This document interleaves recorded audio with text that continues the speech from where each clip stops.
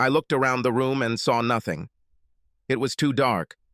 Although I couldn't see anything, I could still feel it, and the sensations that slowly washed over me were wonderful.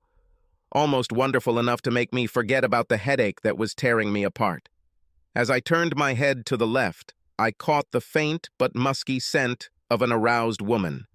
I thought my head would fly off its axis, but I forced myself to feel it. Then I realized that I had done something terrible, because the soft ass I was touching was too small to be Mabel's ass. Who? I began. But this syllable was enough to cause an explosion in my heat again. "Just relax, baby," she said. I immediately recognized this voice. That sexy voice, full of cigarettes and gravel, could only belong to one woman in town, and the situation only got worse for me. I tried as hard as I could, but I really couldn't remember anything from the last 24 hours or any reason why my wife's sister would end up in bed with me giving me pleasure. "Janet, as nice as this is, can you stop?" I said. Suddenly light pierced the darkness. It was like another explosion in my overly sensitive skull. "Oops, I probably shouldn't have done that," she said quietly. "But I think you're wondering what's going on here, aren't you?" Yes," I said. That's one of the questions running through my head. "So you don't remember anything that happened last night?" she asked. "Not a bit," I said. "But the way my head feels, I'm sure alcohol played a big role." "You deserved and needed to lose your temper for a while, honey," she said. "Actually, now I'm going to make sure we go crazy every now and then." "What do you mean, we?" I asked. "Mabel is already going to kill me." "Mabel's gone, darling. Don't you remember that too?" she asked. "Did someone give me tequila?" I asked. When I drink tequila, I lose a lot of my short-term memory. I also do really stupid things. Please tell me I didn't have more than 1 or 2 shots. She shook her head vigorously. Just watching her beautiful face move from side to side was enough to make my stomach spin. I quickly jumped out of bed and headed to the bathroom. I crashed straight into the wall where the bathroom should have been. I looked at Janet, and she pointed to the door. I ran through the doorway behind her. I turned left and saw the toilet. The seat was soft and pink. I barely had time to pick it up before the contents of my digestive tract erupted out of me and into the bowl. "Feeling better?" she asked. She helped me up and gave me a bottle of mouthwash and a brand new toothbrush. I noticed that the toothbrush was blue, my favorite color. Another thing that surprised me was that Janet never took her eyes off me and actually wrapped her arms around me from behind while I was brushing my teeth. Janet's breasts weren't huge, but they were much larger and firmer than Mabel's. The thought that we were both naked suddenly seemed important to me. When I finished brushing my teeth and rinsing my mouth, she turned me towards her and looked at me. "Let me check," she said. This offended me a little. Her sister, my wife, often told me the same thing early in our marriage. I think their mother must have done the same thing when they were young. Mabel expected me to smile and show her my teeth, so I tried to flash them to Janet. "Not like that, honey," she said. She came up to me and kissed me. She pressed her naked body against mine and ran her tongue over my mouth. The reaction was immediate. Despite the hangover, I was completely aroused and tense. "So even after last night, you still want more, huh?" she asked. "Janet, what I really want are answers," I said. "Okay, honey, you get dressed. We still have to go to the bank when it opens in about an hour, but we can have coffee and eat until I explain everything to you." My name is Mabel Forrester. I walked along the road all night. The dogs chased me several times. My legs were cut and bleeding. Yesterday I wore very expensive high heels, and the tattered remains of them were discarded hours ago. These shoes were great for a night out, but useless for walking on country roads. Thank God it was finally light. I was still 4 or 5 miles from town and even further from home. If I even still had a home. If my damn sister decided, I probably didn't have it. I couldn't believe this little bitch. After everything I've done for her. She still stuck the knife in my back. It was true that she was always jealous of me, but I couldn't believe that she would stab me in the back like that. Whoever said blood is thicker than water has clearly never met Janet. Finally, lights appeared on the road behind me.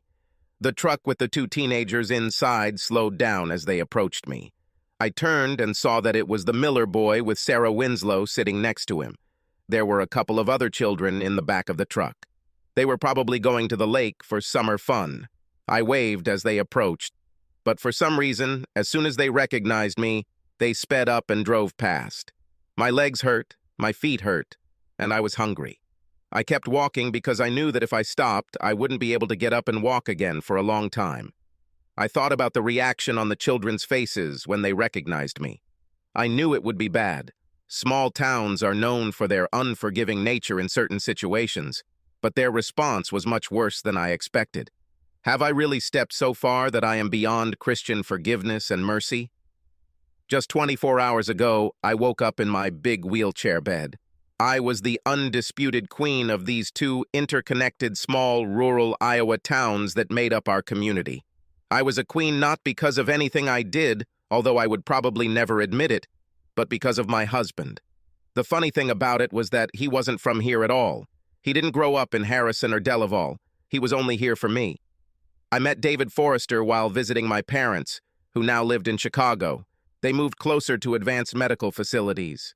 My mother had a condition that caused chronic pain, and there was a clinic in Chicago that specialized in several conditions, all of which were derivatives of the same condition.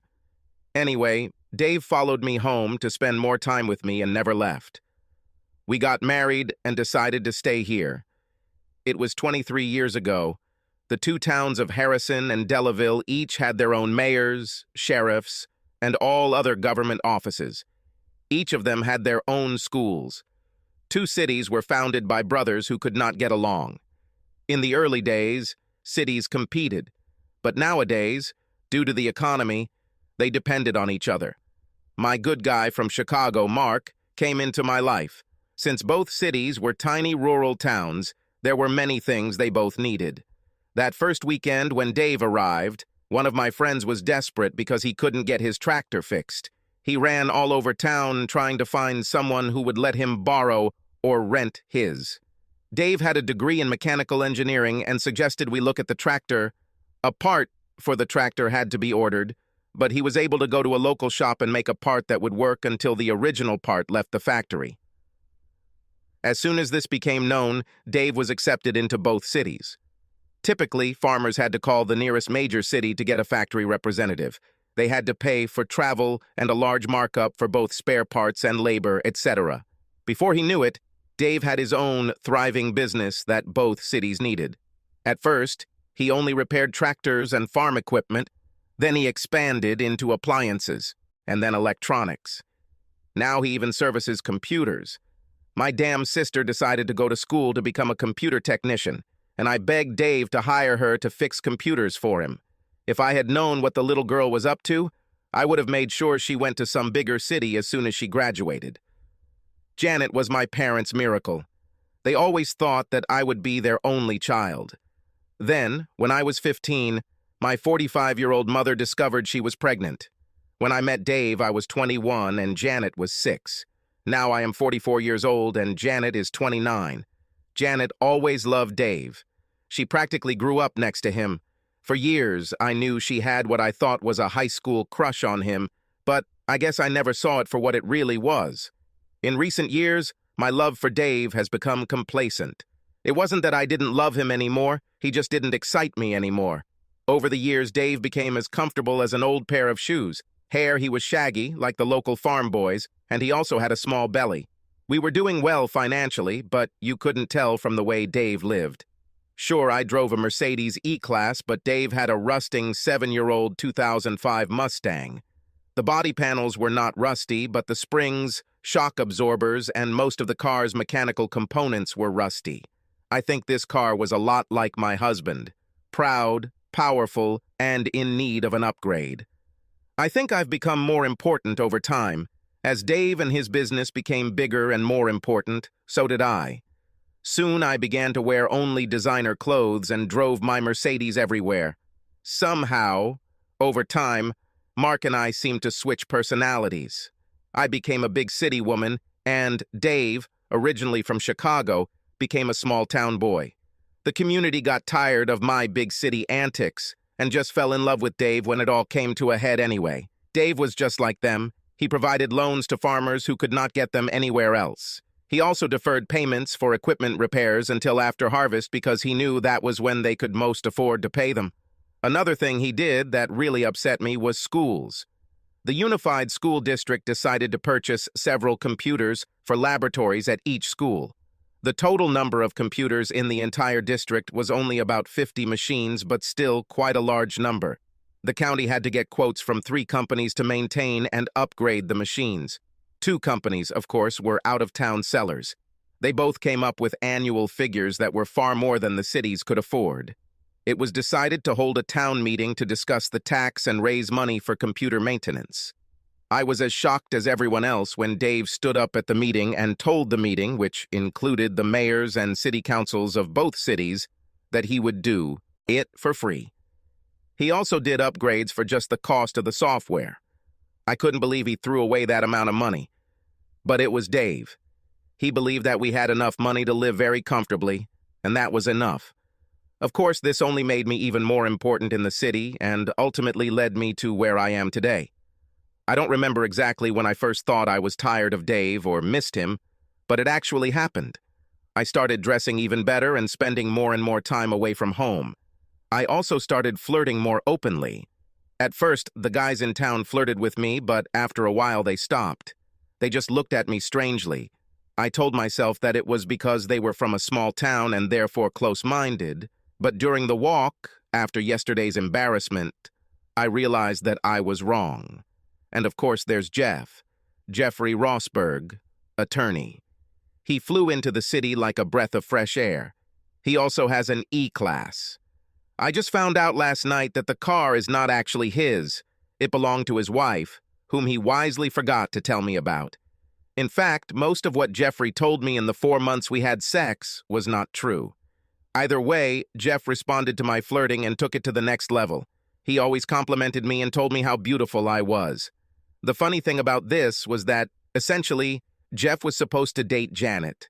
After all, he went out with her on a couple of dates when he first arrived in town, and then she didn't want to deal with him anymore. She just laughed every time his name was mentioned. I think in this case, my little sister was smarter than me. It's a pity that no one told me why she left him. Maybe then I wouldn't be walking along this lonely rural road now.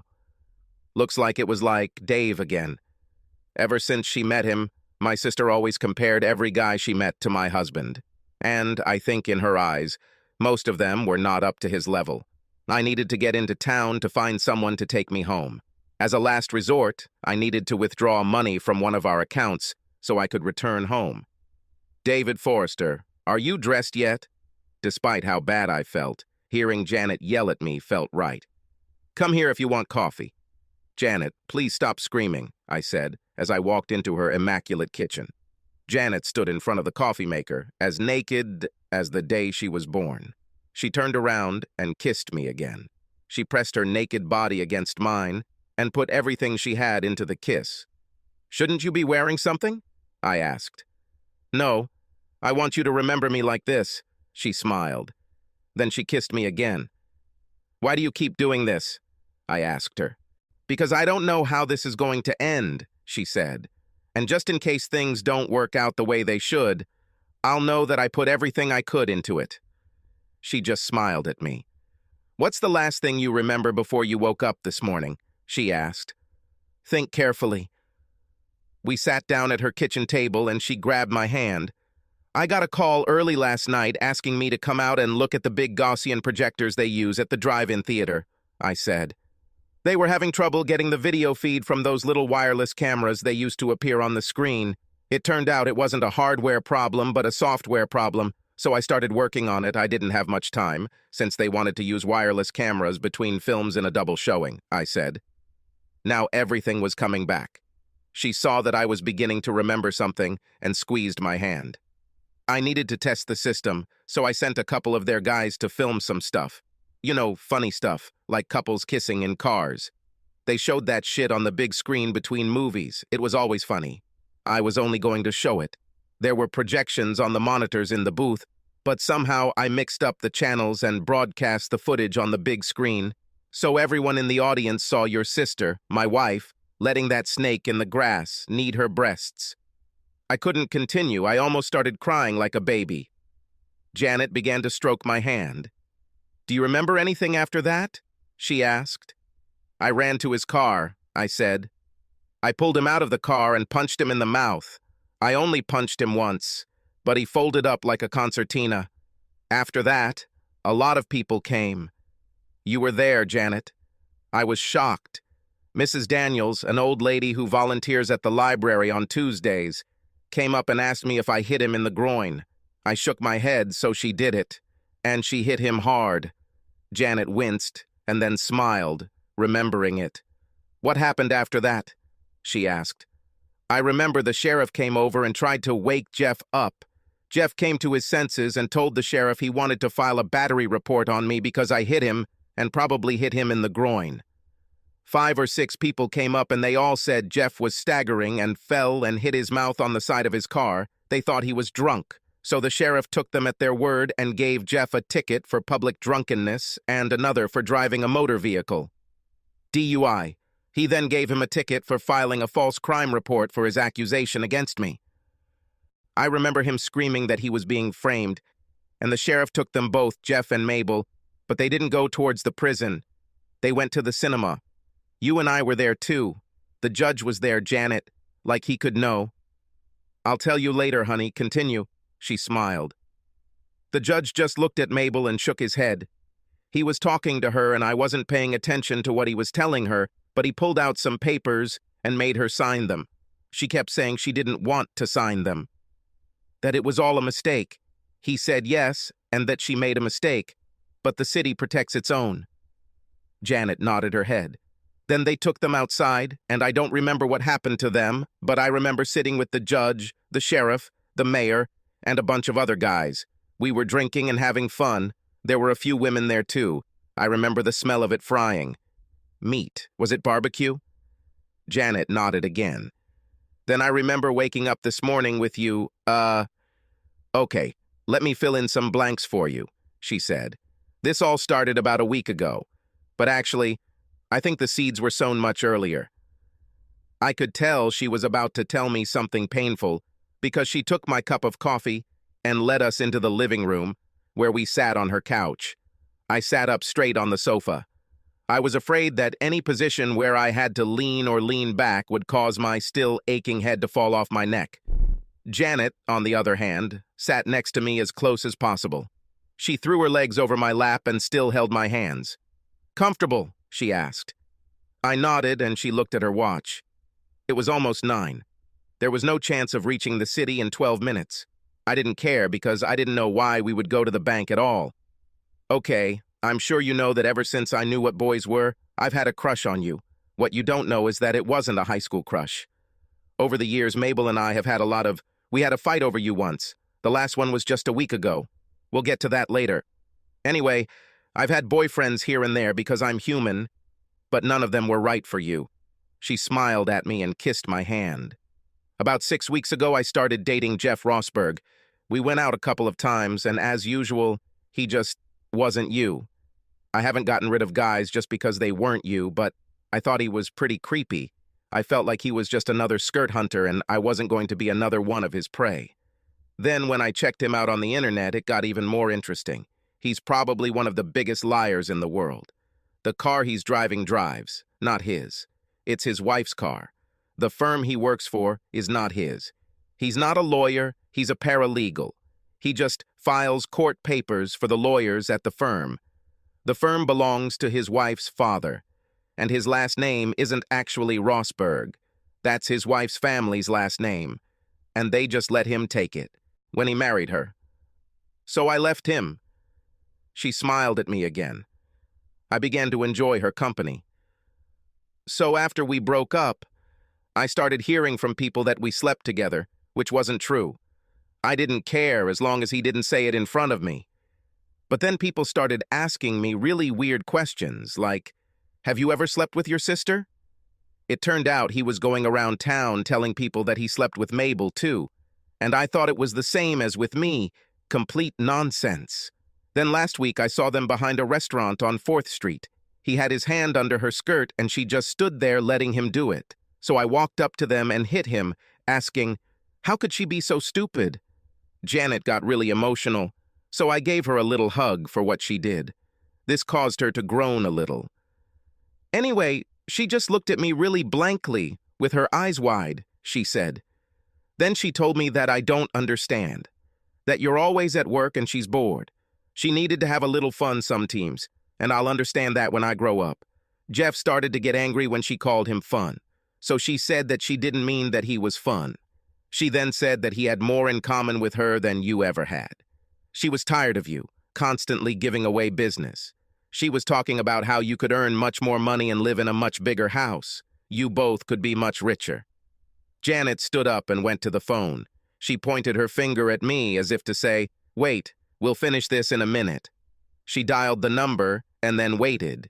She then started talking to someone on the line. I heard her mention my name a couple of times and told them I was fine. Then she held the phone to my ear. Hello, I said. Hi, Dave, I'm sorry for your loss.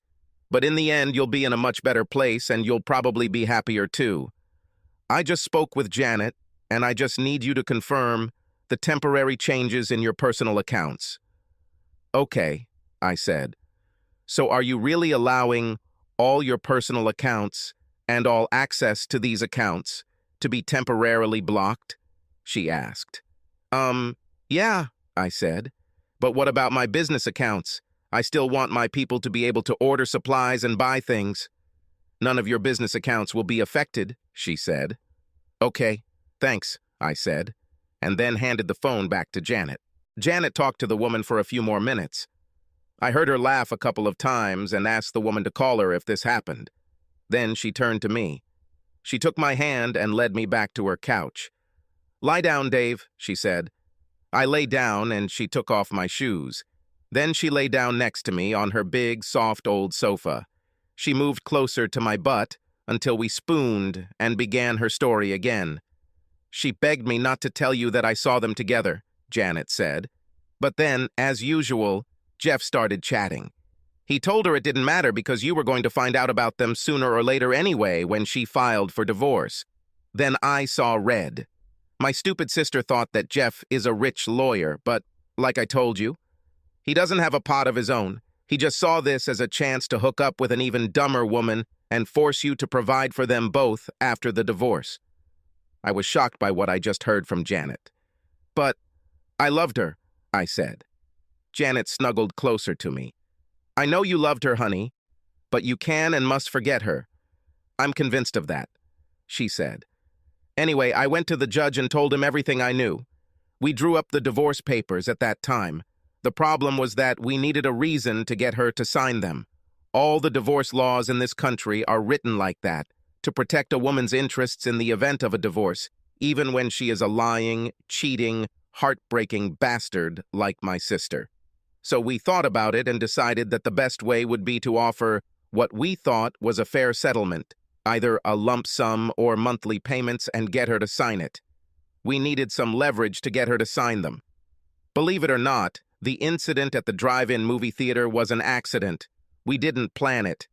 But there were several people in town who knew what was going on between Mabel and Jeff and were there to take photographs and gather evidence for us.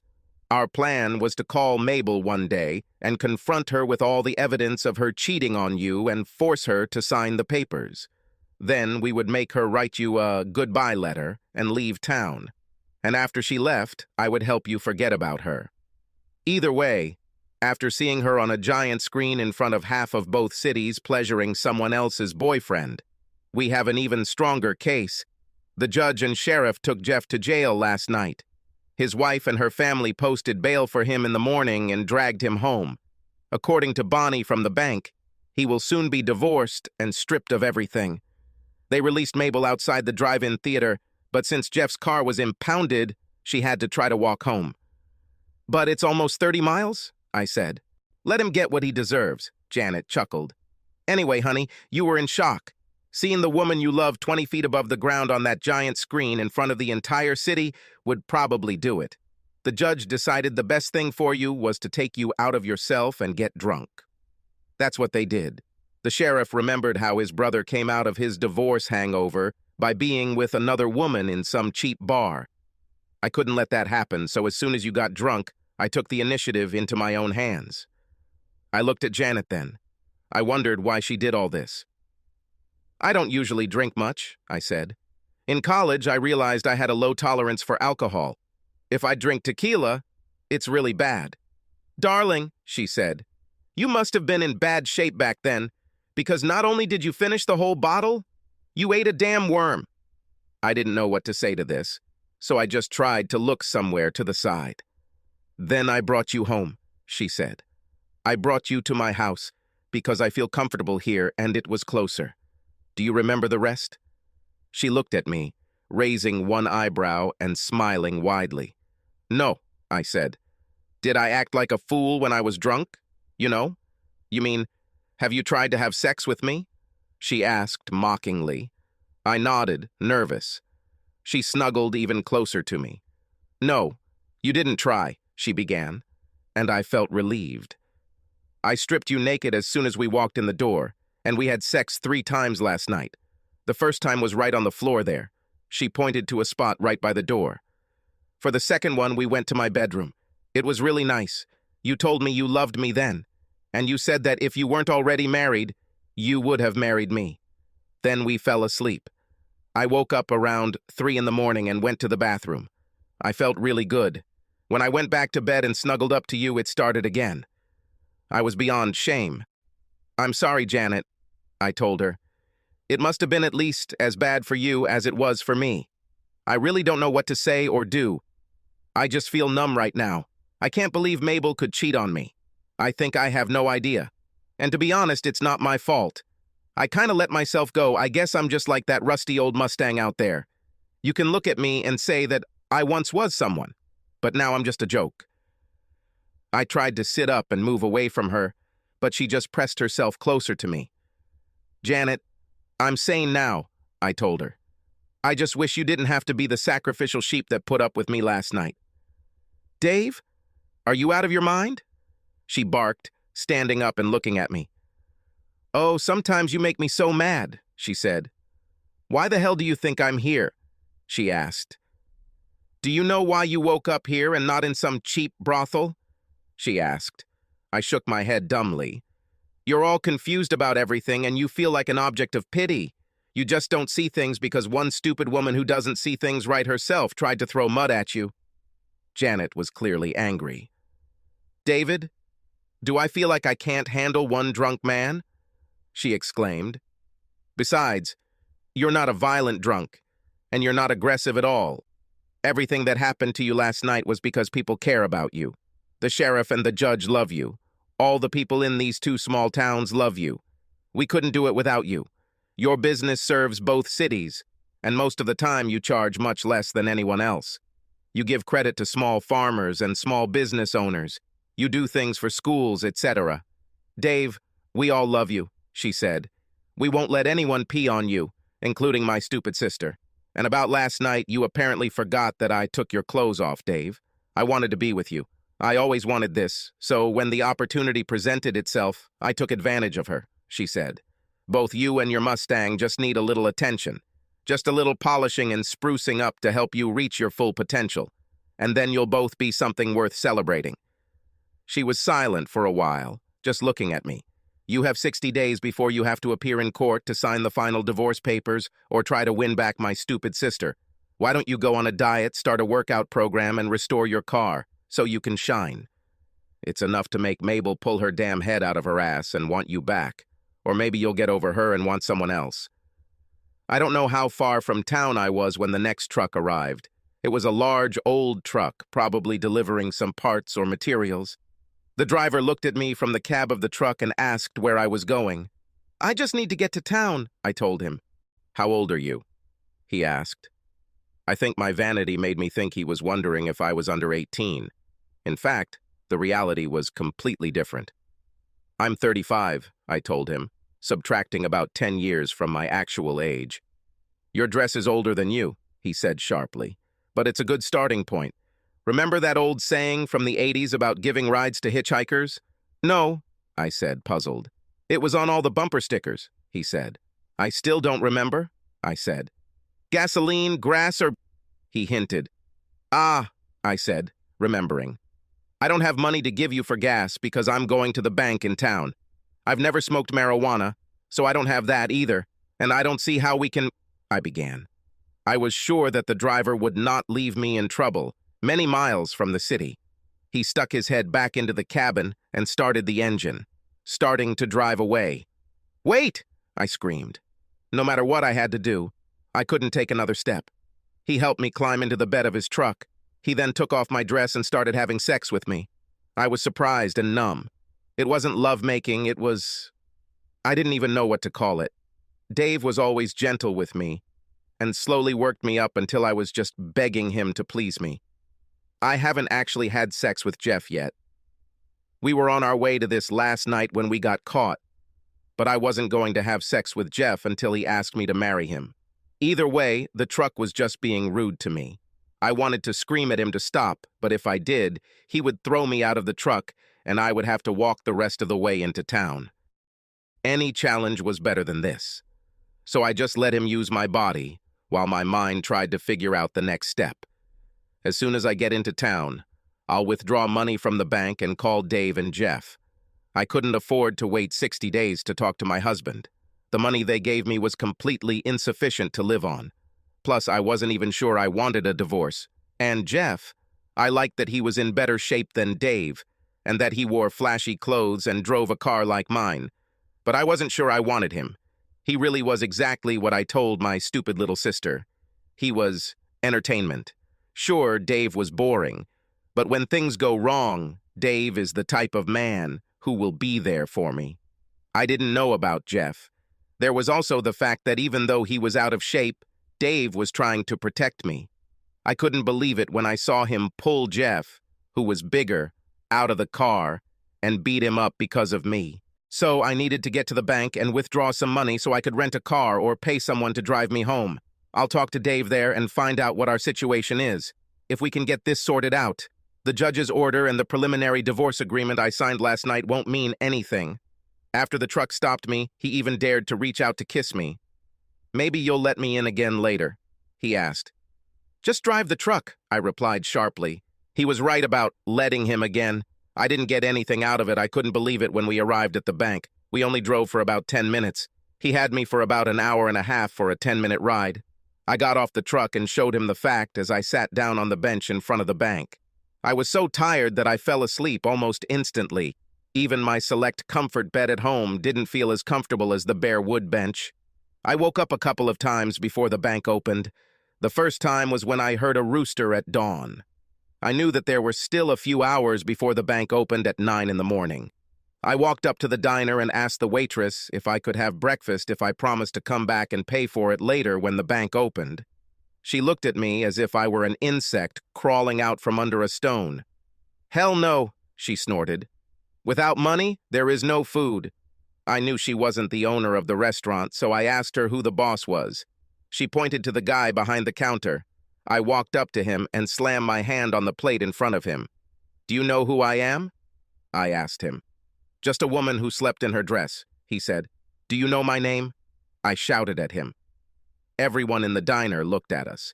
"Mabel, not only do I know your name, I know the size of your saggy breasts and how you like to be touched and pinched. I know a lot of things about you that I don't understand. What the hell do you want?" He spoke quietly, so it did not arouse interest among his clients. The tone of his voice made it clear to me that not only did he know about last night, but he also had no intention of cutting me any slack.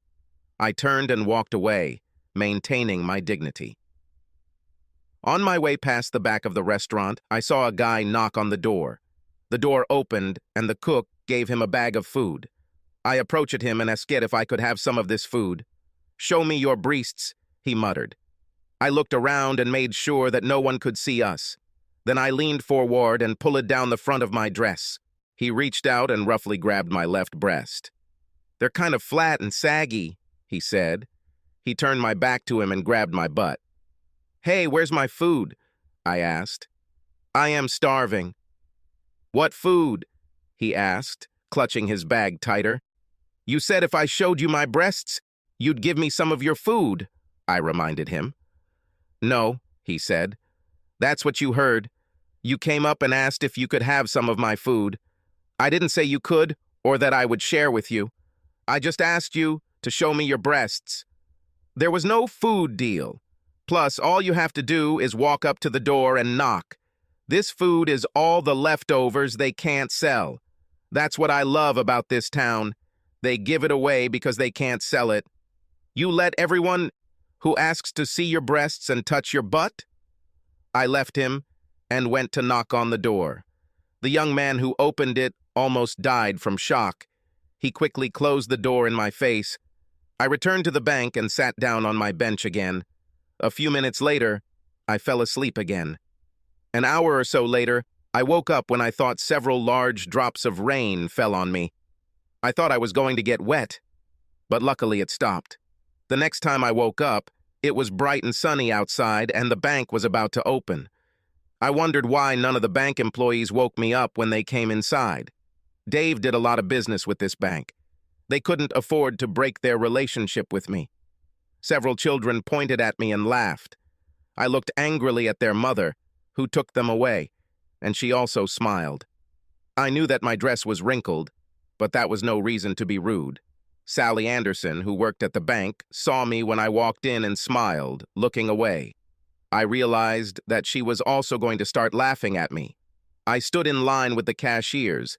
The man at the end of the line looked at me as if he was terrified. He started coughing and quickly went and sat down at the table the bank provided for filling out forms or writing checks. The woman in line in front of me now motioned for me to move forward. She tried not to laugh as she dialed a number on her cell phone. She stayed about 5 feet away from me in line. Mary Dickinson came over and took me out of the line, leading me to her office. Mary and I went to school together, and she used to handle all our bills. Hi, Mary, I said. I'm glad you came for me. I don't have a wallet, and I need money. Oh, it doesn't matter. She smiled. Finally, I said. I thought that I had finally found someone in this small town who respected me the way I deserved. I noticed Mary dialing a number on the phone and trying her best not to laugh. What's so funny about my wrinkled dress? I asked. It's not the dress, Mary said, laughing. She took out a mirror from one of her tables. She handed me a mirror and I looked at myself. My makeup was terrible. My eyeliner ran down my face, giving me the appearance of a raccoon. My expensive lip gloss was smeared vulgarly all over my face. Probably when the truck driver kissed me while he made love to me. I looked like a cross between Heath Ledger in his latest Batman movie and a transvestite, approachable woman. But what probably made everyone laugh the most was 2 large drops of bird poop right in the front of my hair. What I took for raindrops was a message from the pigeons that they didn't approve of me either. So, you said it doesn't matter that I don't have my wallet or ID, I said with as much dignity as I could muster. I think $200 will be enough, I said. When I said it didn't matter, Mary began. What I meant was that it doesn't matter whether you have a wallet or not, because I can't give you money. What the hell do you mean, you country bitch? I exclaimed. I jumped to my feet and leaned towards her, breathing heavily. If only she knew what I had to go through. Mary remained calm and professional. Mabel, even though you think you belong to the high society of the big city and have fancy clothes and a car, you are just as country as I am. We went to school together, played together, and grew up together in the same small town. So get off your high horse and let me explain what's going on. I sat back down, and she waited a few moments and then started talking again. The accounts you have access to have been temporarily frozen, she said. I don't understand, I snapped. This has never happened before. Why is my money frozen? Do you know how much money I have in this damn bank? Yes, I know, she said sweetly. Not 1 damn cent. All the money in each of these accounts, including the credit cards you don't have on you right now, belongs to your husband, or if the information from last night is correct, soon-to-be ex-husband. I don't understand what's going on here, I snapped. But Dave and I are still married, and we will be until the final verdict is signed. I'll get myself a great lawyer, and in 60 days no papers will be signed. Dave and I will be together again, and all you rednecks will have a lot of time to eat a crow covered in shit. Mary started laughing. What's so funny? I barked. You should have taken out the last R. Then we would have eaten you, she laughed. Okay, she said. I was told if you come, I am authorized to offer you $0 and give you a phone number. Here is $0. She gave me an empty bank envelope, and then she handed me the phone. Dave, I'm so sorry, I said into the phone. No, you don't regret it. Mabel, you chose your path. Now follow it. Dave can't answer the phone right now. I recognized that voice. It was my sister, Janet. Janet, you are not taking my husband, I screamed into the phone. Why not, Mabel? She asked. He will make some woman in this city a happy wife. Why not me? Because you are my sister, I told her. That must mean something. That means I called Mom and Dad in Chicago. I didn't tell them what a mean thing you did to the man who loved you and supported you for over 20 years, the same man who pays for all of Mom's expensive procedures. I decided that I'll let you tell them. Janet, what are you talking about? I asked. Dave needs some time away from you to clear his head, she said. So you will go to Chicago for 2 months. You can return in 60 days for a court hearing. You will also have one meeting with Dave during that time. Until then, Mabel, leave him alone. He is suffering enough as it is. I left you a bus ticket at the station and a suitcase with some of your fashionable things. I even left you $20 to buy food during the trip. Stay with Mom and Dad for a couple of months and think about your actions. Perhaps when you return, he will be ready to talk to you. Or maybe you can contact Jeff in the meantime. Thank you, Janet, I said. I really wish I could talk to Dave and resolve this, but at least you gave me a chance. Don't thank me, she said coldly. I will try my best to take it from you. That night, Janet made me a salad for dinner, lettuce, tomatoes, and celery from her garden, with some turkey chunks for protein. Great snack, I said. What else will we have? It was dinner, she said. You are on a diet. After dinner, she washed all the dishes and dragged me into the kitchen to rinse and dry them. Even though I repaired every appliance in town and had contracts with every major manufacturer, Jeanette didn't have a dishwasher.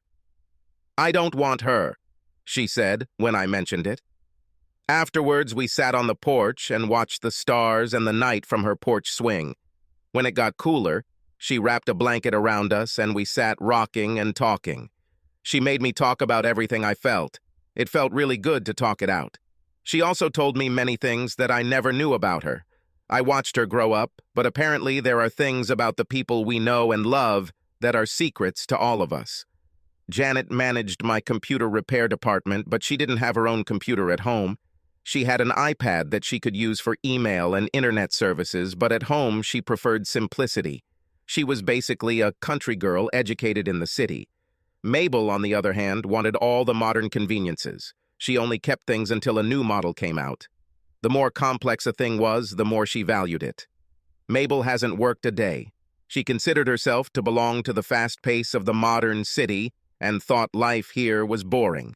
Perhaps staying in Chicago was the best decision for her.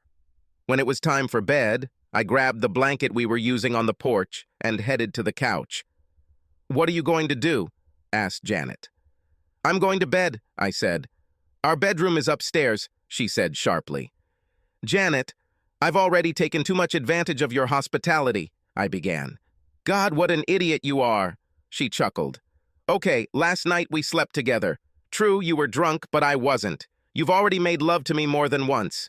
If you don't want to have sex with me, that's fine. But why should I suffer? What do you mean by suffering? I asked. Last night, for the first time, I got what my sister had for half her damn life. I fell asleep holding someone who cared about me. I was so happy that the first thing that came to my mind this morning was, well, you remember. Anyway, I know you didn't mean what you said last night, and I don't demand it from you. but I really would like you to sleep next to me at least for a few more nights. Me. There's no need for me to be here alone in my little house while you wander alone in that supermarket you and Mabel called home. She looked at me and smiled. I won't bite you unless you ask. I won't pressure you. Let's just be friends. I promise. I followed her upstairs, remembering what her body looked like without clothes. As I lay down that night, listening to her breathing as she pressed herself against me, I tried to compare it to sleeping next to her sister. I don't know where I came from because when I woke up the next morning, she pulled me out of bed. "Come on, get up. It's time to get up," she said. "What?" I said. "What's for breakfast?" "Dirt," she smiled. "We're going for morning exercises. Breakfast will be only after we get rid of the belly." I got out of bed, and she had already prepared sweatpants and a t-shirt for me. I got dressed while she smiled at me. "Don't forget your sneakers," she said mockingly. I bent down and put on my shoes. I noticed that she was wearing flip-flops. "How are you going to run in those?" I asked. "I'm not going to," she chuckled. "I'll train with you, but I don't need as much as you. My legs and ass already like you, so I'm good." We left the house. I complained all the way. It was barely light. "We're running to the diner for breakfast. You get a glass of fresh juice, 2 strips of bacon, half a slice of lightly buttered toast, and half a grapefruit," she said. "All?" I muttered. "That's not the worst part," she grinned. "It's 6 in the morning. Your breakfast will be waiting for you until 6:20. The diner is 2 miles away. If it takes you more than 20 minutes to get there, you'll be left without food." "What happens when I get there?" I asked. "Then you and I will have breakfast together. Then we will run back home, do our morning exercises, and then take a shower and go to work. You have a short day planned, after which we will return here to start doing that other thing." "What other matter?" I asked. "We'll talk about this when the time comes. Hurry up or you'll be left without breakfast." She smiled. I started to run. The 10-minute miles were pretty easy, so she had a good plan. Every week we would cut the time a minute until I could follow it. This meant that every week I had to get 30 seconds faster per mile. This meant that by the end of the 4th week, I would have achieved the fastest speed I had ever run, 8 minutes per mile. I didn't know what would happen next, but now I just wanted my breakfast, so I ran.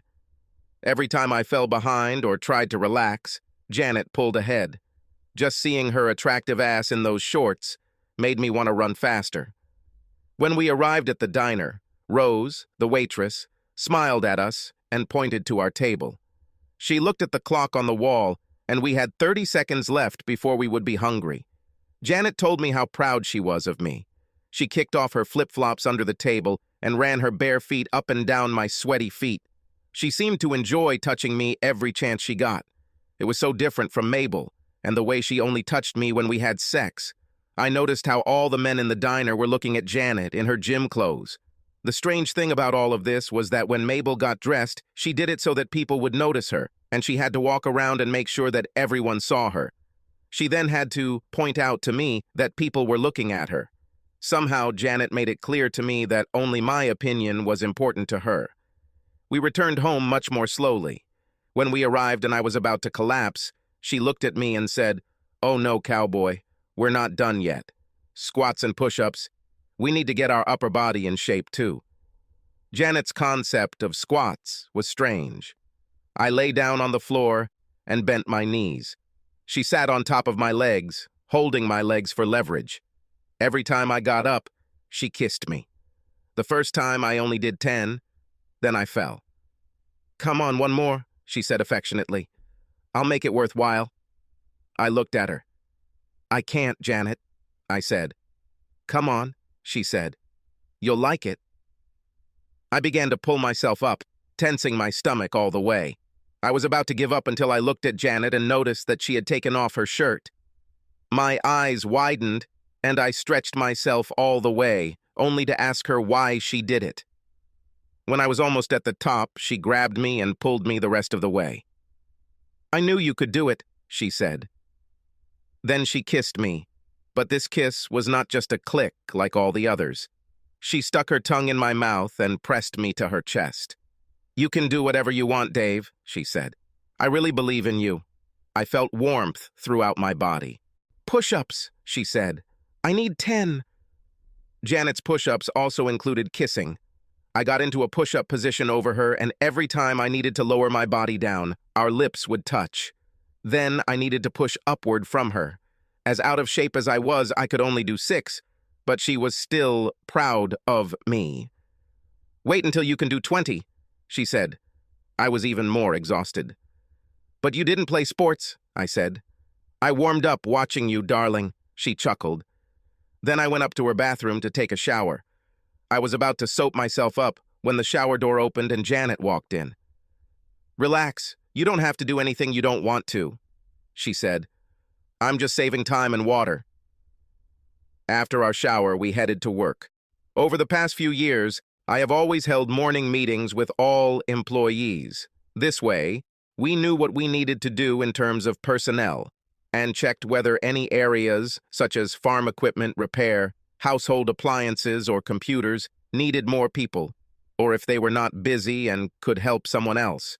I usually did anything unusual, and I had a few clients who wanted me to handle their renovations personally.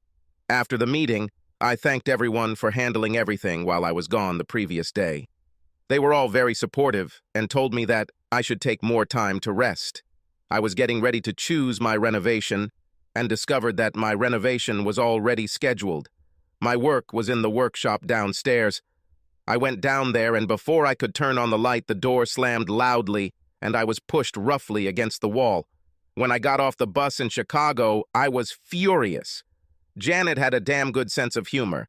None of the clothes she put in the suitcase matched. In the bus station restroom, I opened my suitcase and tried to change into another outfit to replace my mint dress. I found a few pairs of casual pants that would be perfect for riding the bus. Unfortunately, she didn't include any tops that would go with them. The few tops she put in were great, but were meant to be worn with skirts or to be worn under other clothes. Another problem was that she hadn't packed any stockings, just socks, none of which matched the others. The same went for shoes. She gave me 6 shoes, 4 of which were unmatched, and the last 2 were ridiculously high stiletto heels and very unstable. They were perfect for a cocktail party or a theater premiere, but for any event where walking was required, they were terrible. So I ended up wearing loud yellow pants that were too tight and an orange and purple striped shirt. I wore them without stockings or socks and in shoes that, in this context, made me look like an approachable girl. My bus was leaving soon, so all I could do was quickly try to remove the bird poop from my hair. This meant I didn't have time to do my makeup, and, believe it or not, Janet somehow forgot to send the makeup with me. So I looked like a circus clown turned approachable girl with smudged Joker makeup and dried bird droppings in my hair as I boarded the bus. And guess what? It still didn't give me any privacy. As soon as the bus started moving, the old man stood up, walked 3 seats, and sat down next to me. "How much does sex cost?" he asked so loudly that I was sure everyone on the bus heard him. My life couldn't get any better. It was an 8-hour bus ride. The only window on the bus that didn't open was the one next to me. However, the bus seat was even more comfortable than my bench, so I quickly fell asleep. I woke up and found the old man next to me groping my breasts. I hit him so hard that he fell out of his seat, and then started muttering to everyone that I was the only available woman he had ever dated who was anything but friendly. And that I'm too expensive. He also confided in the man he sat next to that I wasn't worth it because my breasts were soft. The man really needed to learn to whisper, because everyone on the damn bus could hear him. When we stopped at the first station, the driver made everyone get off the bus. I begged him to let me stay on the bus and sleep, but he refused. He said that we would only be at the station for 20 minutes, and I could sit on the bench in front of the station, and he would arrive right in 20 minutes and wake me up if I fell asleep. That's exactly what I did. After my recent adventure, I was as tired as ever and my legs hurt a lot. I got off the bus, dragging my suitcase behind me, and sat down on a bench right in front of the station. Of course, I fell asleep, and the bus driver woke me up a few minutes later. He smiled at me when he woke me up. "Did someone shit in my hair again?" I asked. "No," he smiled, pointing down. Suddenly, I noticed that someone's small dog was urinating on the leg of the bench on which I was sitting, and all this was pouring on me. I moved my leg and he pointed to the sign I had just sat next to. When I first sat down, I saw a sign that I thought was the name of the station we were at. In my condition, I didn't feel the need to read anything that didn't say Chicago in it. The sign read, "Fresh paint." I tried to stand up, only to find that my clothes were stuck to the quickly drying bench. The driver picked me up, tearing my shirt in the process. I didn't care anymore. I just wanted to get to Chicago and start planning how I would get back to one of my men. The driver did not allow me to board the bus. He put a stack of newspapers on the seat to protect it from my clothes getting painted on them. Then we hit the road. When we arrived at the train station in Chicago, I stood up only to find newspapers stuck to the back of my clothes. I just got up and got off the bus. My mom and dad were waiting for me. I could tell by their faces that they were wondering what had happened to me. My father walked towards me and then quickly backed away. "Mabel, you smell like cat piss," he said. "Actually, Dad, it's dog urine, but that's a long story," I said. The people at the bus station smiled and laughed at my clothes and my face and, of course, at the newspapers stuck to my back. My mother didn't say a word. Moms always know. My dad was his normal self. He laughed and smiled, trying to keep the conversation going. We were all shocked when the old man I was riding with part of the way came over and said to my dad, "Hey, buddy, if I were you, I'd find another available girl. Her services are too expensive, her breasts are too soft, she's mean and she smells cat urine. I think she might have a disease. If you're so desperate for a woman, there are plenty of prostitutes here. Let this one go." He walked away, leaving my dad standing with his mouth open. As soon as we got into the car, my dad asked me what the man was talking about. "Just a misunderstanding, Dad," I smiled. Then my mother took the initiative into her own hands. "Mabel, what have you done?" she asked, looking at me as if she saw through me. "Mom, how do you know I did something?" I squealed. "Mabel, if someone did something bad to you, you would be the first to tell Dave about it and he would deal with it. This man loves you. He would never let anyone hurt you for anything in the world. If Dave did something bad to you, you should have called your sister first and then us. Janet called us and told us to come pick you up at the station. When I asked her if Dave and her were okay, she said that she is fine, and Dave is in a lot of pain, but he'll be fine in the end. All of this suggests that you did something, so what did you do?" She insisted. Even my father looked at me. "Is it so bad that you can't fix it?" he asked. "I'm not sure I want to fix this," I said. "Dave is boring, so I found someone else." My dad braked so hard that I almost flew through the windshield. "What?" he asked. He just looked at me like I was stupid. Over the next few days, I adjusted to life at my parents' house. They mentioned several times a day that they weren't too happy about me returning to the nest, even temporarily. Their house was a 3-room colonial.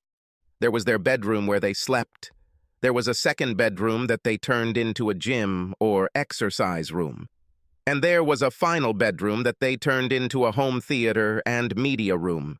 I slept on the living room floor in a sleeping bag because they spent $1,100 on the couch, and Dad didn't want me to ruin it. On the 3rd day, I finally contacted Jeff. He answered the phone call with caution. "Hello," he said in a quiet voice. "Jeff, honey, it's me," I squealed. The line went silent. Then someone else answered the phone. "Who is this?" they asked. "This is Mabel Forrester," I said. "Oh, bitch," she responded sharply. "This is Jeffrey's wife, or perhaps his ex-wife. I haven't decided yet whether I should forgive him again. Did you know that Jeffrey is without a job, without a roof over his head, and without a car?" I was shocked. "What about the Mercedes E-Class?" I asked. "Jeffrey used my car while running errands for the court as my paralegal. He got into some trouble recently in Delaval, and my father fired him. If you want to support Jeffrey, he's given to you. I'll collect all his few belongings in package, and you can come and pick it up." I hung up, realizing that I had problems. I've been lying to myself these past few weeks. I was caught in a fantasy where I was the star of my own little world, and everyone else was just a supporting or bit player. I have now reached the scene where the heroine is put to the test. The question is, can I pass this test? 3 paths were laid out before me. The first and most reliable was to start an independent life. I am a strong woman and could go out and get a job to be self-sufficient. Or I could invent something or start my own business. The second choice was to get out and find another man who would take care of me and meet my needs. After all, I was a beautiful and well-dressed woman, with all the charms of any woman from a big city. How could it be difficult?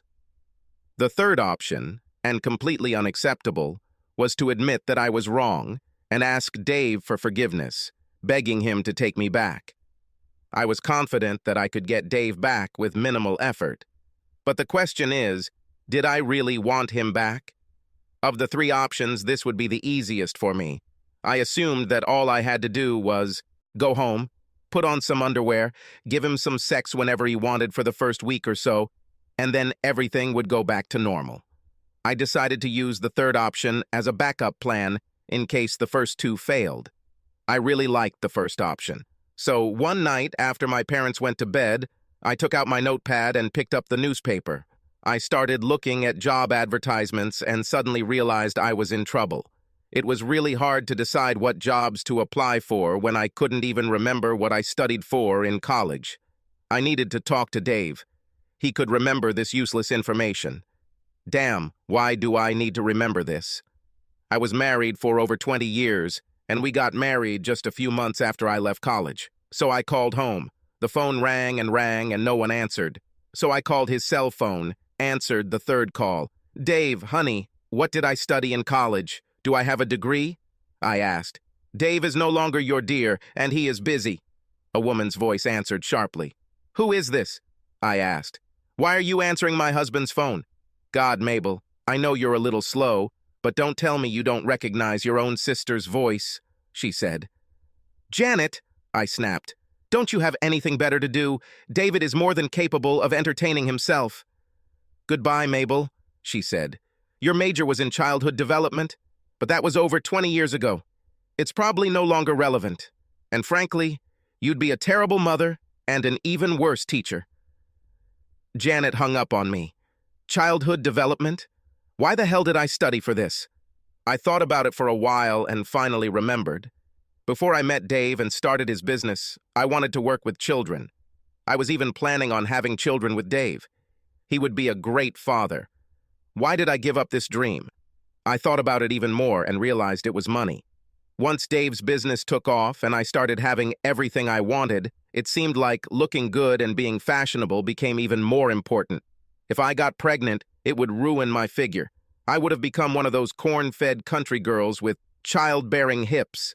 The seats in my E-class were simply not big enough for that ass. What about clothes? Most of the designers I wore didn't make clothes that large. So I took the pill. And although Dave had mentioned kids a couple of times over the years, we each had our own activities that kept us busy. Okay, I couldn't find a job. I'll have to do something better and start my own business. Damn, how hard can this be? Dave did it, and if he hadn't been such a good-natured man, we might have become mega rich. All I had to do was figure out what type of business I wanted to start, and then the sky was the limit. So I thought long and hard about what I'm good at and what I enjoy doing. I was so calm while thinking that it made me notice something. My parents were having sex just a few feet away from me, in the next room. How dare they? They seemed to be having fun, although they tried to be quiet. Just the thought of my mother spreading her thick legs for my father was enough to shut me up. I began to doubt my sanity. Finally, I could tell they were done. God bless. Then I imagined them lying together in the dark, holding each other, just as Dave and I had done. When did we give up on this? It used to make me feel so good and so loved. I have remembered. This was when I started spending over $300 on my hair. I had to make sure my style was maintained properly, so I had to wear a scarf over it at night, and I couldn't snuggle up with Dave because I needed a special pillow that would support my neck, not my back. Head to protect my waves. In hindsight, it might not have been such a good deal. Dave always thought I was beautiful, no matter what I wore or how I dressed. Damn, Jeffrey always put down my clothes and appearance if they weren't perfect. Okay, enough about the past. What am I good at? I obviously have a passion for fashion. Maybe I can open my own clothing store and maybe get into design later. This would be a great start. I made a list of everything I need to open my own clothing store. The next morning at breakfast, while my father scowled at me over his cup of coffee, I asked him point blank how much money we had.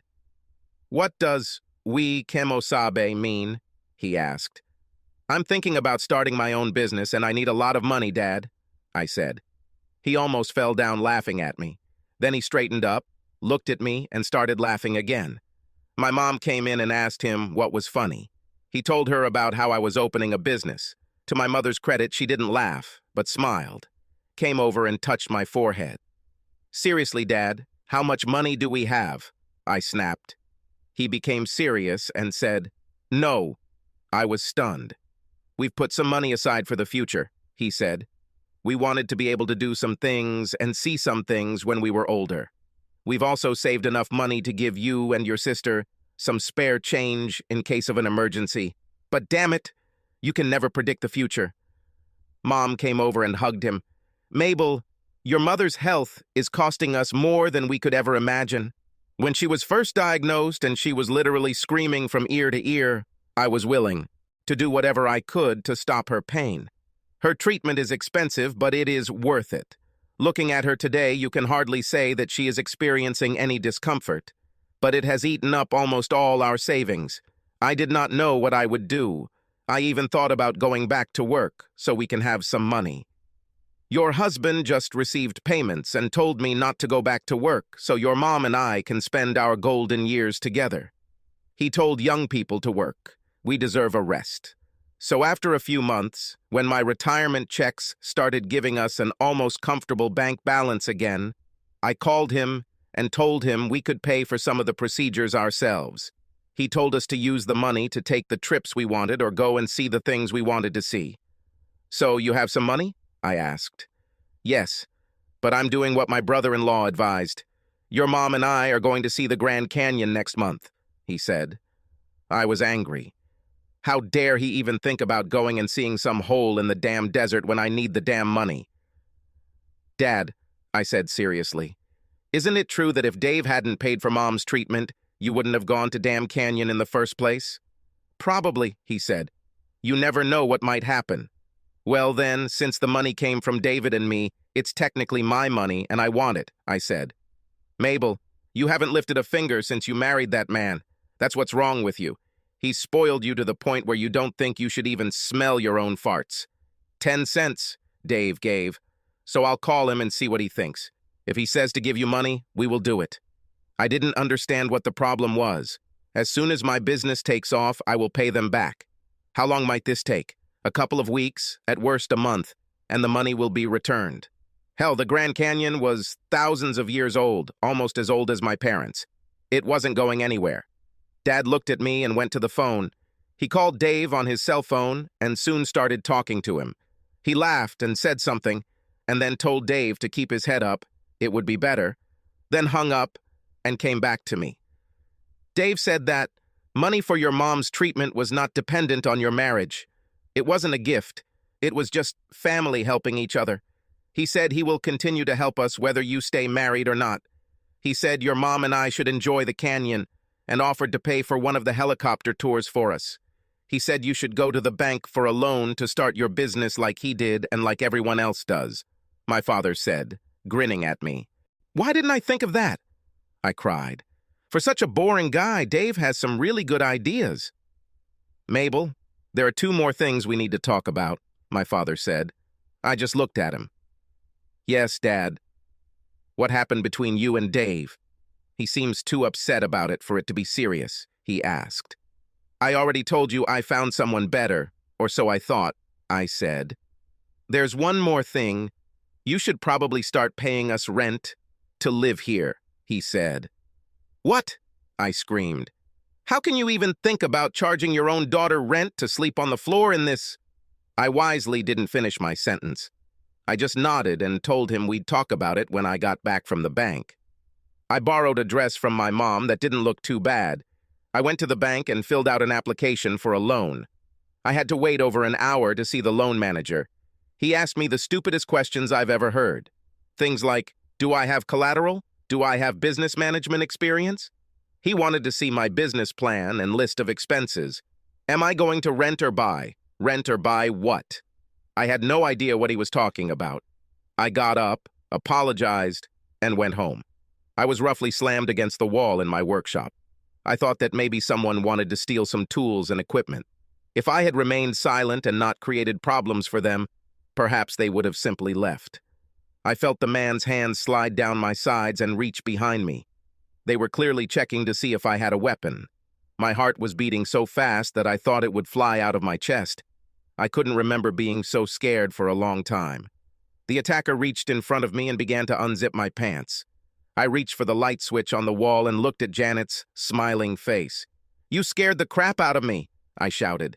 "Well, you won't take care of your end of our deal," she shouted back.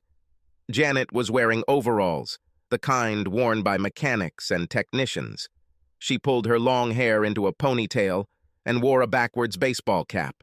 She was also wearing safety glasses, but the zipper of the jumpsuit stopped at her waist, and I could see two bare breasts threatening to burst out at any moment. "What do you mean I don't care about my goal?" I asked. "Last night you slept in bed with a healthy, naked woman who clearly wanted to cuddle with you. And you didn't do a damn thing," she said. "You said we don't have to do anything?" I said, reminding her. "Well, I lied," she said. "Did you enjoy sleeping in my bed last night?" I nodded my head. "I really did. It was like when Mabel and I were younger, only better. There is nothing better than snuggling with a warm body while you sleep, especially when that body moves and takes the shape of yours. You feel so loved. I think most people miss this more than sex when a marriage ends. Over the past few years, since Mabel became too fashionable for me, I've missed it." "Say something stupid," Janet said. "Yes, I liked it," I said. "I really felt special and just looked after." "The word you're trying to avoid is love," she snapped. "I felt the same way. The problem is that at night when you run your hands all over my body, it causes a reaction. As you can see," she said, turning around and spanking herself. She turned to face me. "Healthy young woman." She squeezed her breasts as if she wanted me to come and inspect them.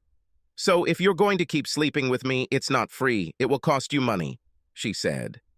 "I'll write you a check," I muttered. "No nonsense, no money," she said. "I want some of this." She rubbed the front of my pants and then stepped back and smiled. "Forget it," she said. "Anyway, you're almost ready to burst. It probably won't be a problem." She took my hand and we walked over to the computer.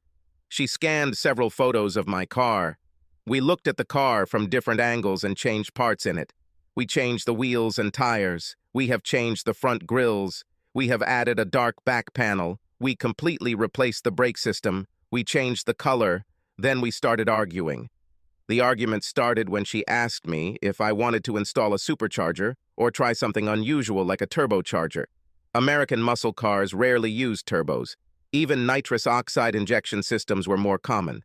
In the end, we just decided to do the engine modifications as an afterthought. We found that we work well together. We both fell in love with the chrome Hilo Tease wheels at the same time. Janet wanted 20-inch wheels. I reminded her that these wheels were not lightweight, so the extra 2 inches in diameter would slow the car down. We ordered wheels with Hankook racing tires.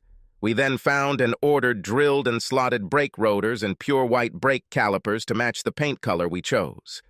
We ordered chrome top and bottom grills and got on with the job. Then we approached the car and began to disassemble it. After removing the wheels, we realized that we would also have to redo the suspension. We spent a total of 4 hours in the car, and then Janet suggested we stop. We returned to her house, and she suggested that I change clothes. The funny thing was that even though we were both supposed to sleep in her room, she put all or almost all of my things in the closet in the guest room. It seems that women can share anything with a man except their closet. We showered together, of course, to wash off the oil and dirt from the car, and then Janet headed to her room. I quickly changed into casual pants and a shirt. I was sitting on the bed in the room, testing its springiness, when Janet entered. I was fascinated. First of all, she changed her clothes in just a few minutes. Mabel usually spent 2 hours getting ready to go to the store, and secondly, as good as she looked, Janet was beautiful. I always knew she was beautiful, but perhaps because she was 15 years younger than Mabel, I always perceived her as a child. But at almost 30, she became a real woman. She had beautiful round buttocks that fit perfectly in jeans. It wasn't a model's butt, barely noticeable. That was real country girl ass. Her waist was terribly thin and then widened out again to match her attractive breasts. They seemed to have a life of their own as they bounced and moved under her shirt.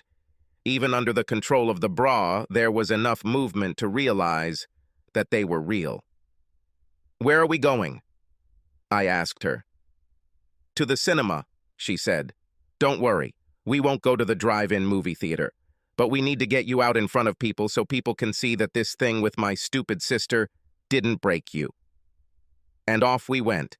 We went to see the new film with Nicolas Cage. Janet adored Nicolas Cage.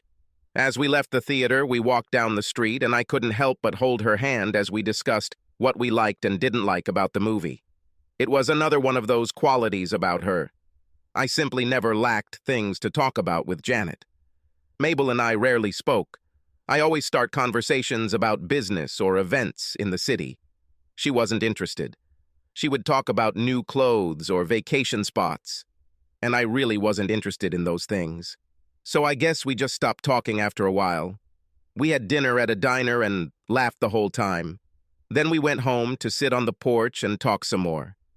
Janet could be so open about many topics, but at the same time, there were things that she simply refused to take seriously, like when I thanked her for spending so much time with me and helping me get through what Mabel did to me. She just rolled her eyes and said, "Men."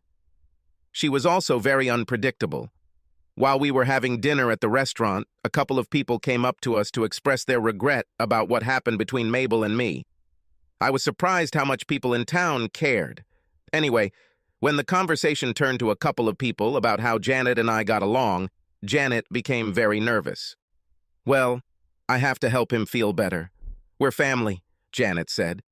"He's not ready to date yet, Sally, so don't rush to take off your big undies too soon." The next morning, when we returned home from our morning run, Millie Tyler was waiting for us on Janet's porch. "Good morning, Janet," she said sharply. And then, slowly, like maple syrup dripping down the side of a tree in early autumn, she said, "Good morning, Dave." Janet went on the offensive. "Millie Tyler, it's too early in the morning for decent people to come visit. Besides, we don't have time for visitors. Dave needs to do his morning exercises." "He looks perfectly healthy," Millie said, smiling at me. "I just came to tell him that I'm really sorry for how that damn Mabel treated him, and I wanted to invite him over for dinner and help him through his time of grief." She looked at me, and for the first time I noticed the size of Millie's breasts and the fact that she was obviously not wearing a bra. "Dave, you need to be careful when choosing the person to help you get over Mabel. I'm sure you don't want to be in the same situation in, say, 15 years. She was so unobtrusive that I didn't immediately understand her hint, but Janet did, and it started. Janet went from the sweet and caring woman I had always known to something completely different this morning. "Millie, get your ass off my porch and never come to my house again. If Dave decides to come back to the house he shares with Mabel, you can visit him there, or he can come to you if he wants. But never again. Don't come here if you know it's good for you." "Well, I baked him this fresh strawberry pie," Millie smiled, handing me a plate of pie. Janet quickly snatched the pie before I could accept it and threw it halfway down the driveway. "He's on a diet. He doesn't need your damn cake. And he's allergic to strawberries," she snapped. "Now get lost." Then she stared at me and grabbed my hand, dragging me into the house. Janet held my knees as I did crunches, but there was no kissing. And when I did push-ups, I had to do them alone while she just counted. I wanted so badly to get to 20 to see what I would get. but even though my arms hurt, I only made it to 14. "You don't care anymore about me becoming a better person?" I asked. "Do you want more time to stare at Millie's huge breasts?" Janet barked. "Of course not. These things are too big. She'll probably strangle me in my sleep," I said. "So what size do you like?" she asked. "Well, Millie's are obviously too big," I said. "And to be honest, Mabel's were too small. So someone in the middle would be perfect." This made Janet smile again. Over the next few weeks, we were together almost all the time. We got up together and kind of played sports together. We went to work together, had lunch together. We worked on my car together, ate dinner together, and every night we talked and watched the evening sky together. During this month, I lost almost 9 kilograms. I looked much younger and in better shape than I had in a long time. In the 5th week, Janet suddenly suggested that I go into town and get my hair cut. She knew exactly what she wanted and told the hairdresser. Then we bought me a couple of new suits and a couple of dresses for Janet. She said we should go out, maybe even to a nearby town, to celebrate my weight loss and the new me. We still had to wait for a couple of things to get it done. We were almost done with the car, but we're still waiting on some parts. We decided to compromise. Janet still wanted a boost, but I didn't like most power boosters because over time they tend to wear out your rotating assembly. However, Janet showed me an ad online for a hood intake system. This was a large pipe that was mounted on top of the engine and fed more air into the intake. Theoretically, the faster you go, the more extra air it will pump in. The same theory as a supercharger or turbocharger, but without forced air. It was due to arrive in a few days, and we would install it and then spend our evening on the way out. But a lot changed that evening and the next morning. First of all, Janet and I often satisfied each other sexually, but that night we just lay in bed as usual. We were clinging to each other, and we always said it was just for warmth or to feel cared for, but suddenly she turned around, climbed on top of me. We made love quite vigorously at first, and then we just slowed down. Don't get me wrong, we were both healthy people, and we had sex several times a month. Not as often as she'd hinted she'd like, and certainly not as often as I would like, but this time was just different. Instead of her screaming, "Take me," or something like that, she said things that were much more personal. It seemed like they shouldn't be discussed. I remember her saying, "Make me yours, Dave." And in the depths of my soul, I then realized that I wanted her to become mine. She simply whispered those 3 words that ruined our wonderful casual relationship. "Love you, Dave." Then she suddenly stood up and left the bed. It was as if I saw something I shouldn't have seen. When I woke up the next morning, Janet was different. I tried to hug her, as I had done so many times over the past 5 weeks, but she pulled away from me. "Dave, I'm not feeling well this morning. I don't want to infect you if I have something," she said. "Can you go for a run without me?" "Yes, but I can't have breakfast without you," I told her. "Dave, I don't think I can eat today. If I do, I'm not sure it will stay with me," she replied. "What about our big dinner and a night on the town?" I asked. "Maybe we should postpone it?" "No, darling, I wouldn't miss this for the world," she smiled. "See you later." Being as unperceptive as I am, I didn't notice anything from that day. She did show up at work later and watched me work on the car. When we finished, she ran up and hugged me. This hug was the best part, even better than the car. Later that night at dinner, everything was perfect. Janet looked more beautiful than ever. The car was great, the food was great. I should have expected a few dark clouds. "Dave, I think you're ready to stand on your own 2 feet again," she said just after dinner. "At least all the damage my idiot sister did to you has been repaired." "Janet, what are you talking about?" I asked. "Nothing. I just think you're ready to go back to your own home and get on with your life," she said. "People are starting to talk about us." "But actually, Mabel will be in court next week as a witness in Jeff's divorce," she said. "This will give you 2 a chance to talk about your own." "What are you talking about?" I asked. "Is this related to last night?" "Don't worry about it," she said. "I could tell she was trying to be emotionless. You were just too good in bed, and I started acting stupid. You know, you and I are just 2 healthy people getting their needs met. It's always been about so that you're strong enough to make a choice. You're in better shape now, and you look a lot better, but you're still the same wonderful person my stupid sister married. I'm sure I saw a tear roll down her cheek. Go to court and look at her, she said. Then think about what you really want. If you decide you want her back, you can do it, but make sure she's the one who changes. There's nothing wrong with you. That night, we still slept together, but all we did was sleep. The next morning, Janet left for Chicago to spend time with her parents. I hate my parents. Over the last week, we've been running around turning the media room into a bedroom. Looks like we'll have a special guest who needs his own room.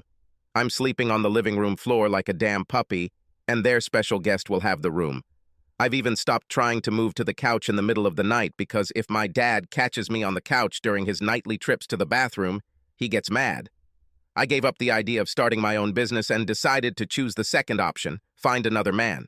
I've only been on 3 dates in the last 7 weeks. None of them were promising except one. The first 2 guys were terrible. Guy number 1 was a stockbroker, and he was rich enough that he took me to a very exclusive French restaurant. We sat in a booth in the far corner. I asked for a table closer to the entrance or in the center, but when the head waiter asked where he wanted to sit, my witness pointed to the dark corners in the back. It's more romantic there, my witness told me. Dinner was great, and then he took me to his home. As soon as we entered, he went to his palace for the night. He took out a bottle of wine and then told me to take off my clothes. What? I asked. Take off your clothes? He said. I don't do anything sexual until at least the 3rd or 4th date, I said in shock. He seemed so sophisticated. Listen, Maysu, he said. Mabel, I corrected him. Whatever, he said. I called you tonight because the woman I'm really interested in is busy with something.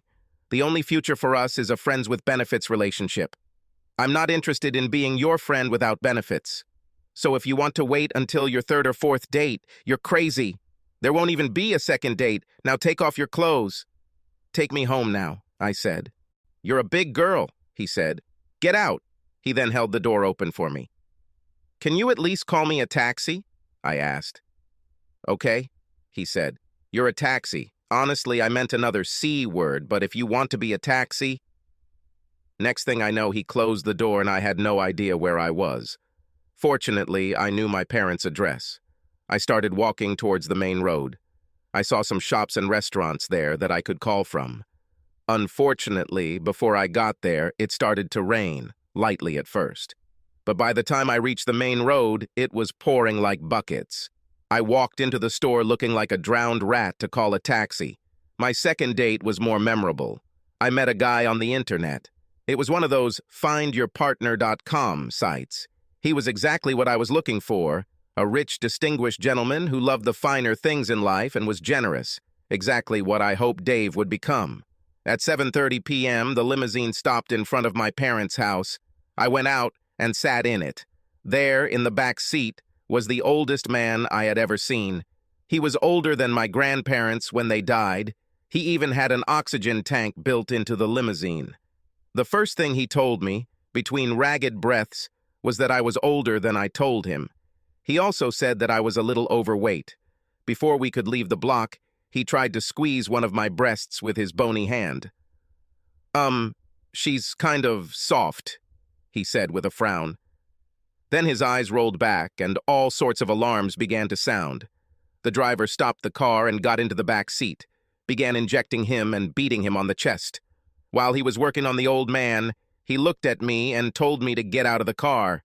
We were about 5 miles from my parents' house. As I started walking, I noticed a store where I could probably call my dad. I headed towards the store. 2 guys jumped out of the alley and dragged me into it. One of them grabbed my bag and started going through it.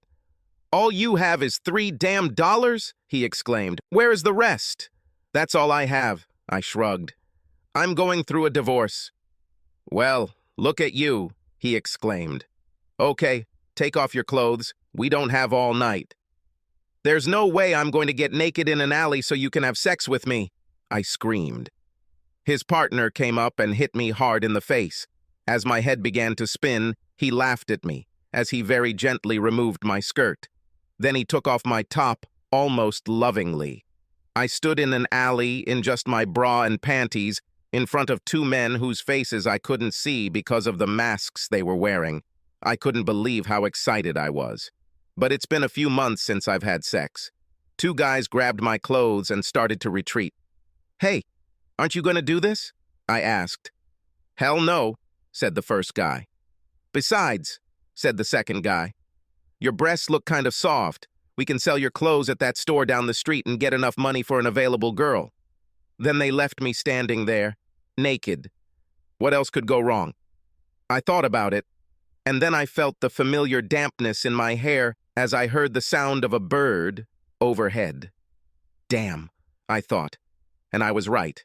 My third date was the worst. Almost as soon as we got into his car, he started pestering me. He tried to secretly touch my breasts. He tried to touch my legs while he was driving. "Where are we?" I asked. "Where are we going?" "We are here," he said. "But it's a parking lot," I said. "They don't take you to the parking lot on a date." "Darling," he said, "this is not a date." "Eh?"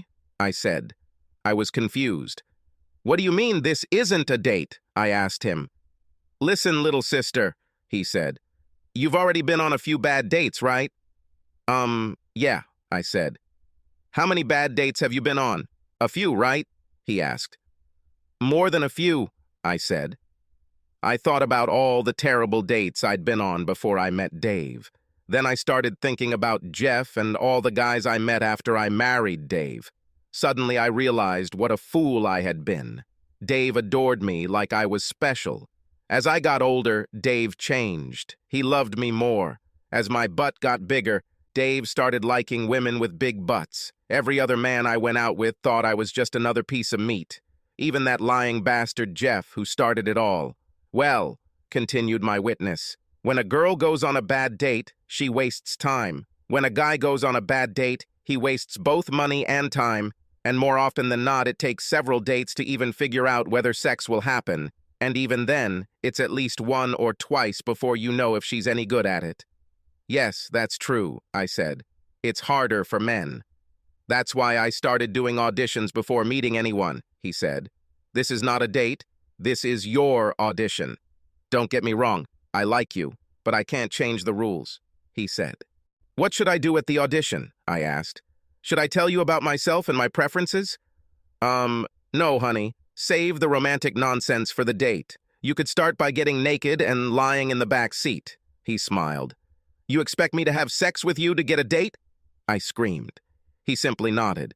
"So what if I decide not to do this?" I grinned mockingly. He just shrugged as if he didn't care.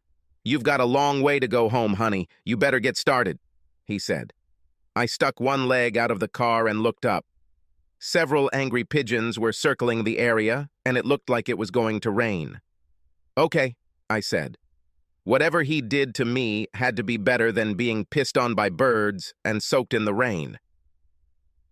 Less than 5 minutes later, we were having sex in the back seat of his car. I looked up at the upholstery of his car, trying to figure out how I was going to get Dave back. Dating clearly wasn't working. We had sex twice before he took me home. I think that's when I realized that Dave really was special. He seemed to be the only man who knew how to make love. Every other man I've slept with was only out for his own pleasure. They all used me. Dave really loved me and I really messed it up. As soon as my witness stopped at my parents' house, I got out of the car as quickly as possible. Baby, thanks for listening," he said. "But I'm not sure I want to date you. You're like a piece of wood in bed." I was ready to explode with laughter until I noticed my mom, dad, and sister standing on the porch with their mouths wide open in surprise. "You're an easy girl," exclaimed Janet. She returned to the house. Mom and Dad followed her, leaving me alone.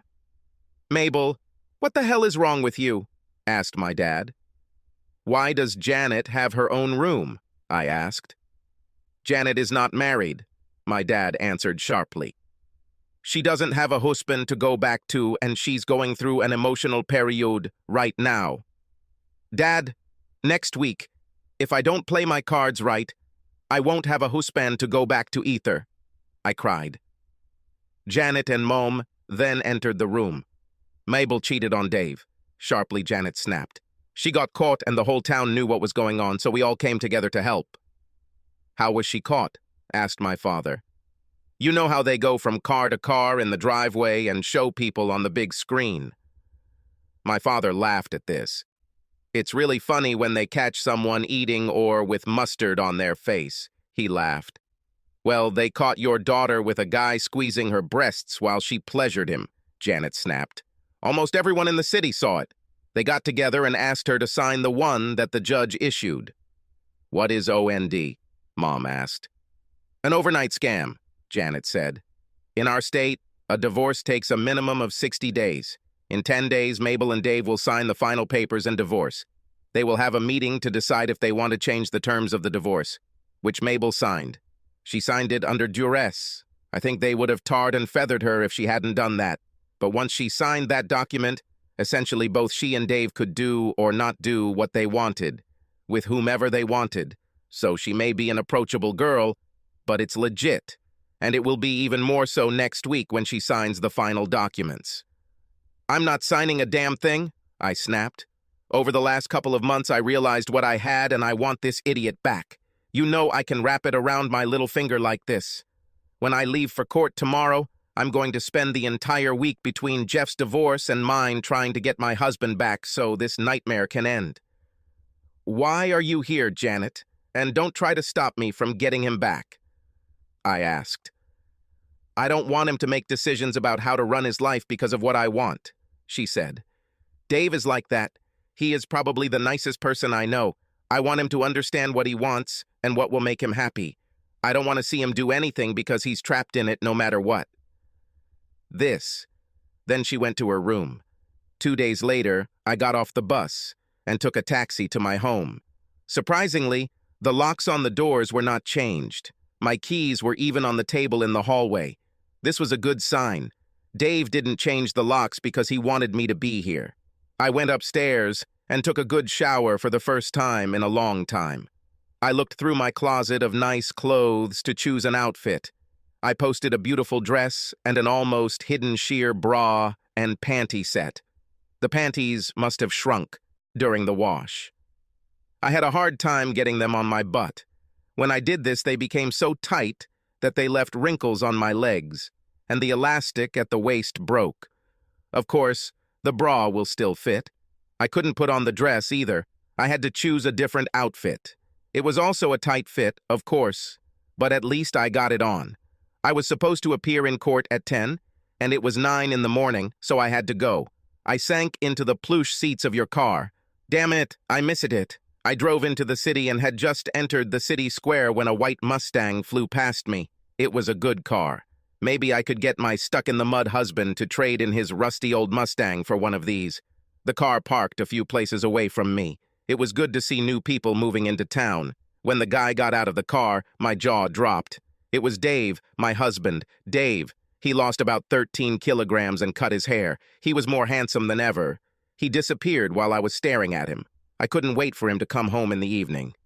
Maybe I'll even visit him at work. I haven't been there in years, so it was time to visit. Suddenly getting him back wasn't just something I had to do to survive, but something I actually wanted to do. I sat and watched from the back of the courtroom as a man's honor was destroyed. I could have been there if it weren't for my friends, I thought.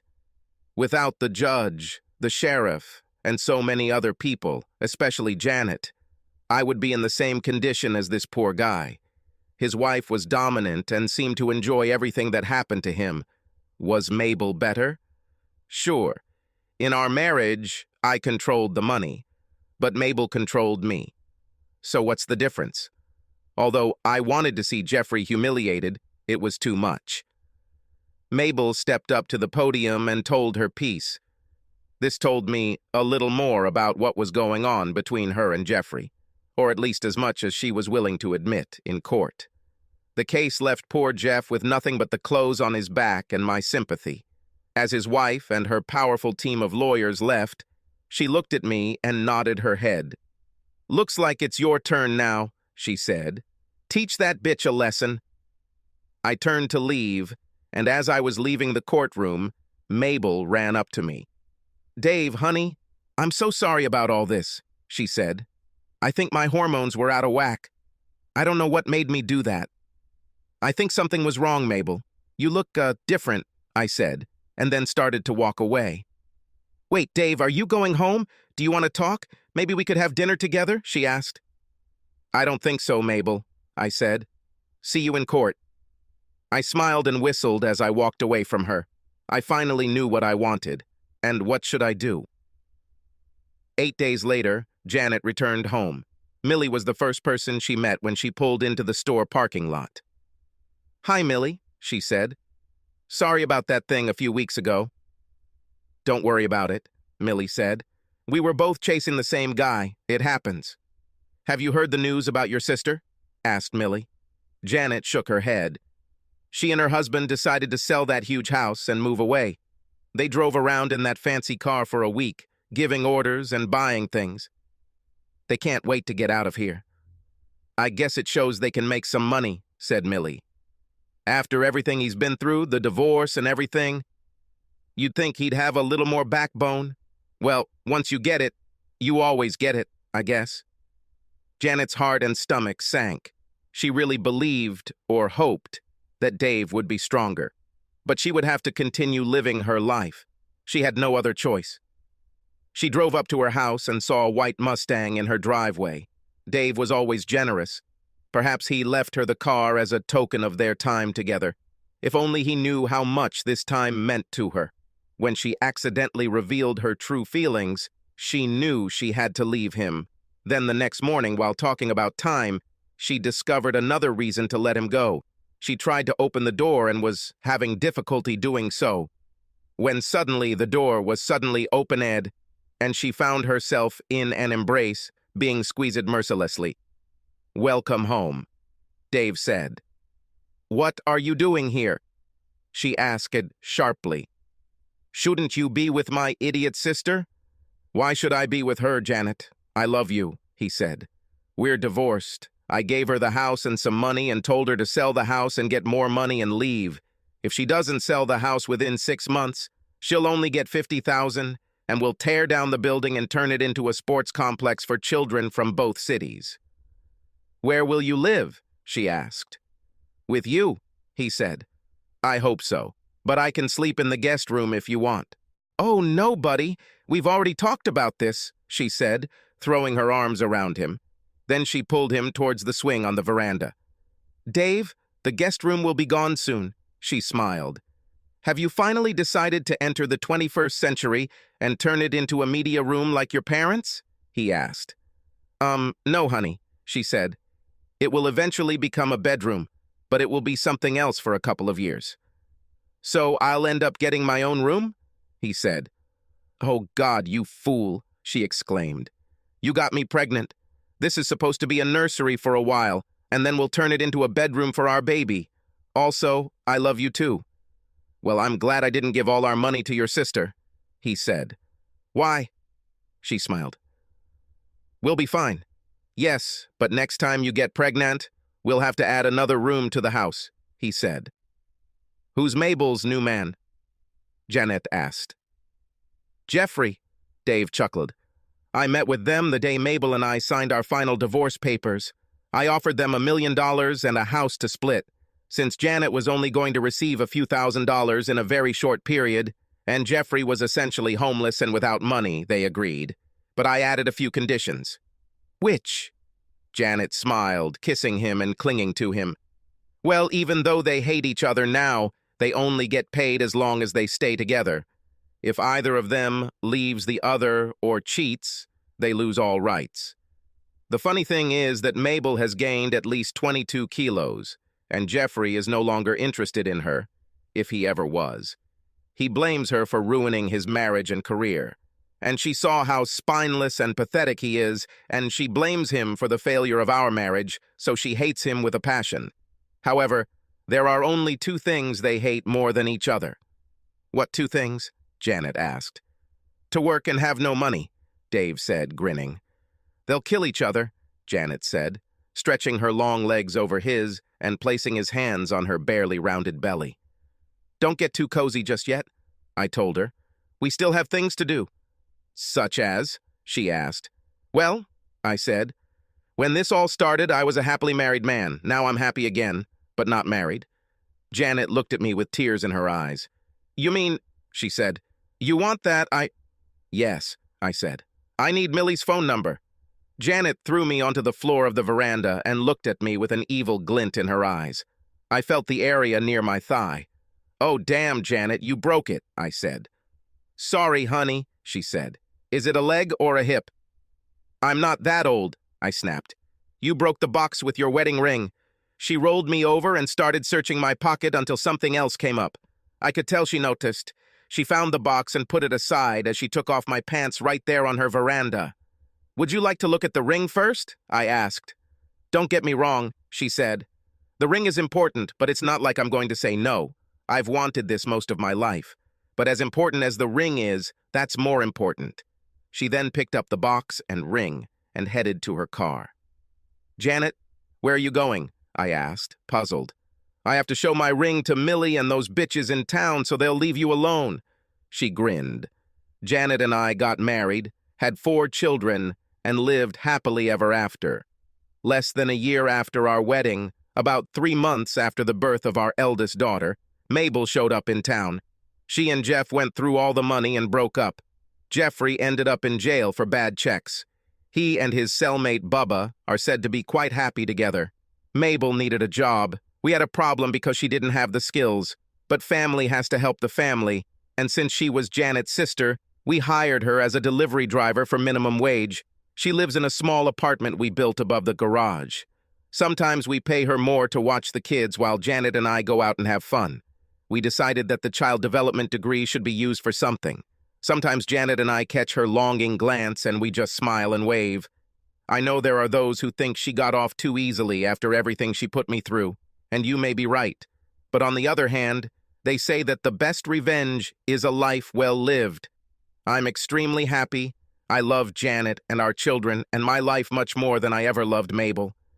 Janet is thrilled that she finally got me, and Mabel must look at us every day and think about what she lost and what could have been.